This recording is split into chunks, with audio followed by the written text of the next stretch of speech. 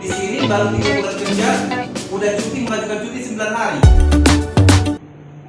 Aturan cuti itu sesungguhnya sesuai dengan peraturan sebulan kerja sehari dikasih cuti. Dan sesungguhnya sebenarnya cuti itu lo jalani dulu 1 bulan ini baru lo bisa masukkan cuti. Lo baru 3 bulan kerja udah ngajuin cuti sampai 7 hari. Gitu. Apalagi yang baru-baru. Artinya kenapa? Apakah kita nggak bersyukur? Yang pernah kerja di swasta di sini siapa? Yang pernah kerja di swasta siapa? Coba tunjuk tangan. Coba. Yang pernah kerja di swasta, apa bisa cuti lewat dari setahun? Sebelum setahun? Bisa. Apa bisa cuti baru 1 bulan kerja udah langsung cuti? Bisa. Sekarang enak nggak kerja di PPS yang saya bilang itu? Gitu. Cuti sesuka hati loh. Jadi ini mulai hari ini saya sampaikan, apalagi yang udah cuti sampai 5 hari, 7 hari, hati-hati ya. Jadi semakin sekali saya lihat kita kasih kendor makin jadi, gitu. Itu benar haknya teman-teman semuanya, tapi harus ada aturannya. Ingat kembali yang disampaikan, aturan cuti itu sebulan dulu lo kerja boleh dikasih cuti. Gitu. Ini sekarang baru bulan mau Agustus, cutinya udah lewat, bahkan yang lebih. Gitu. Itu yang mau perhatian teman-teman ya.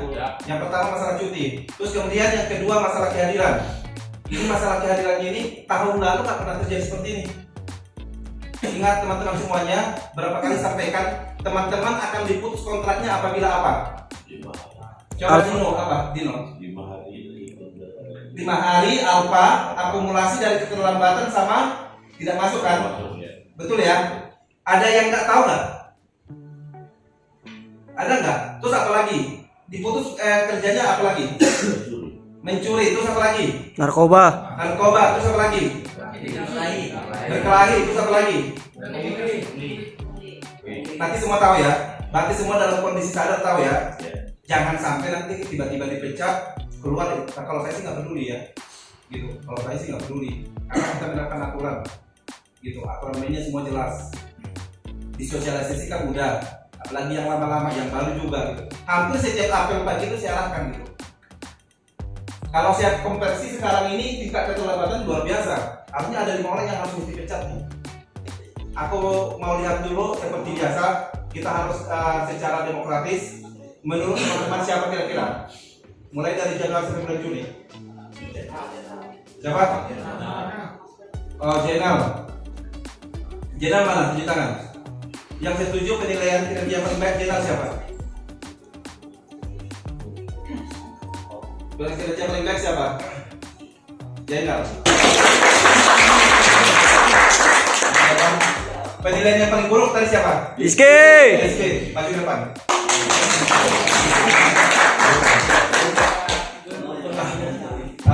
Secara kehadiran juga kurang bagus, gitu. Jadi Rizky ini adalah salah satu contoh bahwa apa yang kita kerjakan itu jangan sampai berpikiran bahwa cuma hanya pimpinan yang menilai. Teman di sekitar kamu pun pasti akan menilai.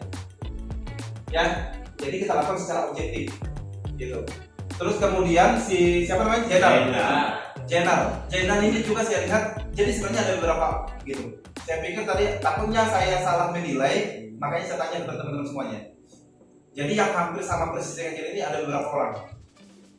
Karena setiap kerja bakti, Lebak Lumpur dan termasuk lokasi kerja jadi kita perhatikan, monitor. Dan ternyata teman-teman juga mempunyai penilaian yang sama. Jadi artinya fair ya. Jadi nggak ada manipulasi ya. Gitu. Jadi untuk itu teman-teman semuanya, harapan saya jangan sampai lagi ada yang seperti si Rizky. Ya, Rizky ya. Dengan berat hati hari ini si Rizky kita jatuhi dengan hukuman disiplin. SP1. Dan depan ada yang seperti jenderal. Ya. Setuju ya teman-teman ya? Jadi untuk itu Pak Lurah izin seperti biasa Pak, biasa kita kasih kayak terbaik kita kasih reward, kemudian kayak yang buruk kita kasih punishment. Jadi ya memang harus begitu, jadi harus objektif dan kita lakukan secara konsisten ya. Karena saya anggap berapa bulan terakhir ini parah. Jadi saya berdoa mudah-mudahan di bulan depan jangan ada yang pecat. Tapi kalau teman-teman berkeinginan juga, sekuat apapun saya berdoa, tapi tergantung dari belakang teman-teman. Karena ada kurang lebih 8 orang itu udah lampu merah. Ini mesti hati-hati. Pasti keterlambatan ditambah dengan alfa 5 hari. Pecat. Ketahuan mencuri hari itu juga pecat, nggak ada kurang-kurang. Gitu. Syukur-syukur baru cuma hanya dipecat. Kalau jujur kalau saya sendiri langsung saya ke kantor polisi. Bukan cuma hanya pecat aja kalau saya gitu. Kalau saya ya gitu. Jadi untuk itu teman-teman semuanya, harapan saya, dan ingat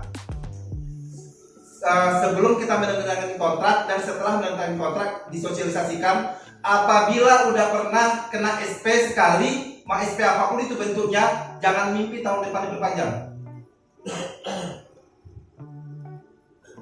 Jangan mimpi.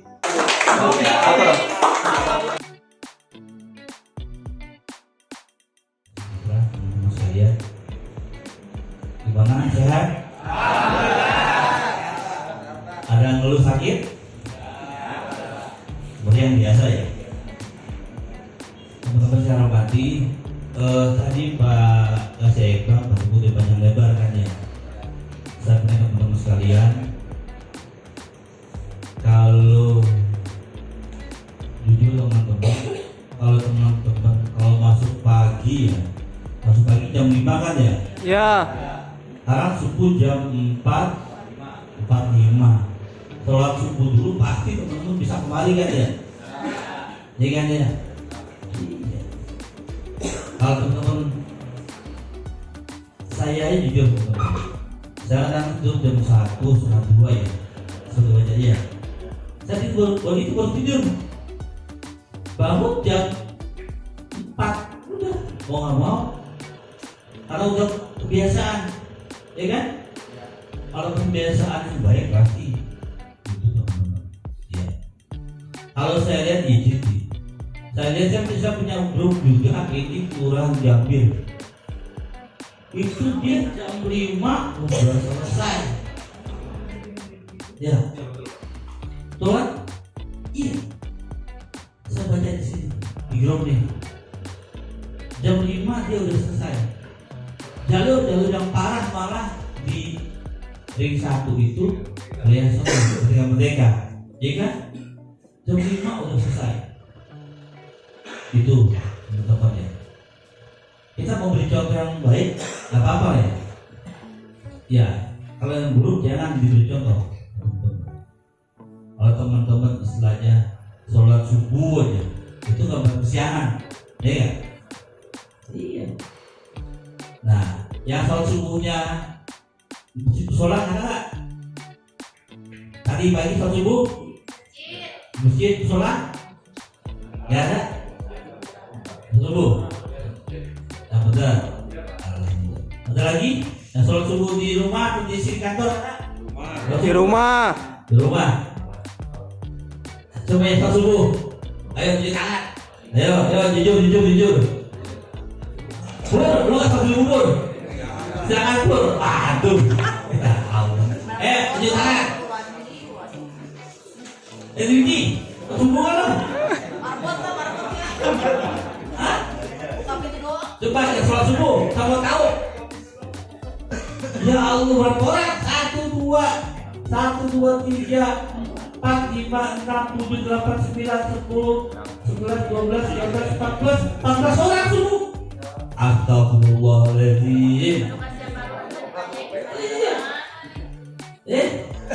Wah ini perlu ini nih, ditanyakan nih. Ya.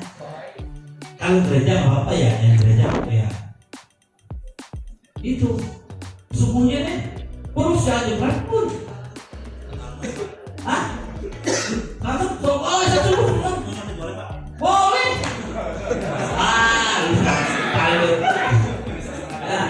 Ini bukan ngolok nih benar. Kalau menurut Tuhan kalau nih Allah SWT gini, kalau sholat subuh itu insya Allah rezeki tambah banyak. Ada sebelum sholat subuh namanya kopiah subuh, betul nggak? Itu rezeki kita itu dia tuh sedunia rezeki kita. Ya nggak?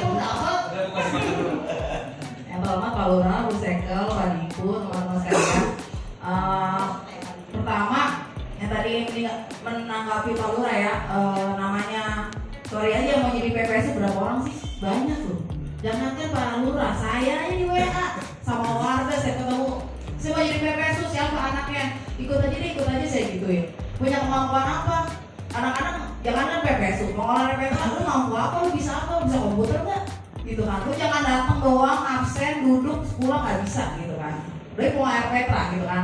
Lu RPTRA tanya deh, orang yang pernah jadi pengelola RPTRA, bapak belur gitu. Terus lu bikin laporan, dentek juga gitu. Kalau PPS kan bagi-bagi ya, ada yang admin doang, ada yang lapangan doang gitu kan. Nah PPS tuh yang saya heran, ini kalian diamanahin kayak gini kan dikasih kepercayaan, tapi kok masih ada orang yang merusak kepercayaan itu. Pertama dengan absen ya kan, gampang kok rumah dekat gitu.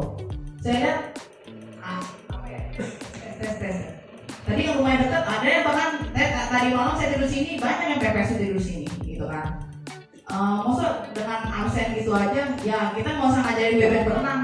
Pada absen, pada kabur, saya nggak tahu kok orang-orangnya siapa, ya kan? Absen, pulang, mandi, bla bla bla bla, balik lagi, baru kerja, pulang, absen lagi, udah pulang dulu, balik lagi cuma absen, saya juga tahu orang-orangnya, gitu. Ya, ini kalau saya teliti, saya pakai CCTV, saya bisa nih, siapa aja yang cuma absen doang, gitu kan? Terus yang kedua tentang tanggung jawab. Yang tadi Pak Ibu enaknya PPSU bahasanya tanggung jawabnya jelas gitu. Yang tadi misalkan kayak protokol jalan tanda bang satu aja kan. Kelihatan gitu kerjanya bagus nggak ada kelihatan gitu kan. Itu maksudnya berapa meter sih jaraknya? Coba digambil. Resikonya luar biasa gitu kan. Kasih kesanya dua aja ketabrakan kan, kasih kesa. Kasih ebang aja tabrakan karena resikonya luar biasa gitu kan. Dulu kasih ekor Pak. Dikasih bang, kecelakaan dikasih bom. Pak itu emang mandi. Yang sebut nama Pak. Iya sebut nama tahu ya. Jadi emang jangankan itu jangankan kasih bangnya resiko tinggi. Kalian apa lagi depan layar, di depan lapangan resikonya tinggi banget. Di sini lengkap nggak nih? APD-nya? Ya kan? Ada warnanya, coba bilang ada warnanya nggak sih? kalau kena lampu nyala. Oh, warnanya abu-abu gitu, bukan hijau. Dulu kayaknya stabilo deh warnanya. Oh betul. Tes. Tolong kerucutnya di apa? Siapin gitu, jangan sampai pepes itu ditabrak sama motor gitu. Terus yang ketiga, ya intinya ya beberapa orang yang saya buat, yang saya kasih kepercayaan tuh mengecewakan saya gitu. Gitu kan. Ya saya sebenarnya amat sedih gitu. Orang yang saya percaya kok merusak gitu kan. Nah ini kalau sampai blow up, saya bisa katakan ini nama kelurahan yang jelek gitu. Apa ya? Ini bahasanya ya, saya bahasa kasar aja, ini udah bahasa pidana gitu. Yang bakal kena siapa? Pak Lurah. Saya kalau misalnya laporin polisi bisa nih, gitu kan. Bukti udah banyak. Tapi saya masih memandang Pak Lurah gitu kan. Ya tapi kan sama instansi Pak yang kena. Berarti kan kita nggak bisa mendidik gitu Pak saya. Tugas kelurahan itu kan mendidik bagaimana orang itu berbuat benar, kerja yang benar. KPS itu tanggung jawabnya Pak Dimpu kan. Kalau kalian nggak benar yang pertama siapa? Pak Dimpu. Gitu. Saya di Kelurahan Rawasari satu kuarin. Tanya Kelurahan Rawasari, dapat dari Rawasari, tanya dia. Keluarin nggak? Nggak keluarin? Iya kan? Betul kan? Iya. Orang yang mau dijubukin.